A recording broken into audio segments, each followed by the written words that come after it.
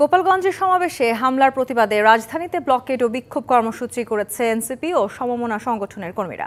হামলায় জড়িতদের ২৪ ঘন্টার মধ্যে গ্রেপ্তারের আলটিমেটাম দেন বিক্ষুব্ধরা। গোপালগঞ্জে এনসিপির কর্মসূচিতে হামলার প্রতিবাদে সারা দেশে ব্লকেড কর্মসূচি ঘোষণা দিয়ে মাঠে নামে বৈষম্য বিরোধী ছাত্র আন্দোলন। রাজধানীর শাহবাগ সহ বিভিন্ন স্থানে করা হয় অবরোধ। পরে বৈষম্য বিরোধী ছাত্র আন্দোলনের ফেসবুক পেজে ব্লকেড উঠিয়ে রাস্তার পাশে অবস্থান কর্মসূচি চালানোর নির্দেশ এলে অবরোধ তুলে নেওয়া হয়। রাষ্ট্রীয় প্রশাসন জুলাই বিপ্লবীদের নিরাপত্তা দিতে ব্যর্থ হয়েছে বলে অভিযোগ করেন গণতান্ত্রিক ছাত্র সংসদের নেতাকর্মীরা।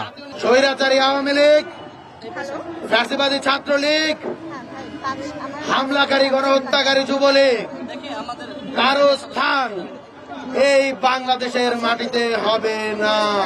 ঢাকা বিশ্ববিদ্যালয়ের রাজু ভাস্কর্যের পাদদেশে বিক্ষোভ সমাবেশ করে ইনকিলাব মঞ্চ, জুলাই মঞ্চ ও ছাত্র শিবিরের কর্মীরা। গোপালগঞ্জ থেকে আনাচে কানাচে লুকিয়ে থাকা আওয়ামী লীগদেরকে ধরে বাংলাদেশ থেকে উৎখাত করবে।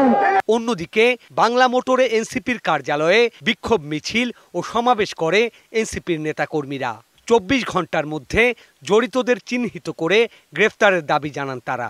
এই সন্ত্রাসী কর্মকাণ্ডকে রুখে দেওয়ার জন্য আমরা অবিলম্বে সরকার এবং প্রশাসনের কাছে দাবি জানাচ্ছি। Sourav Bappa, DBC news, Dhaka.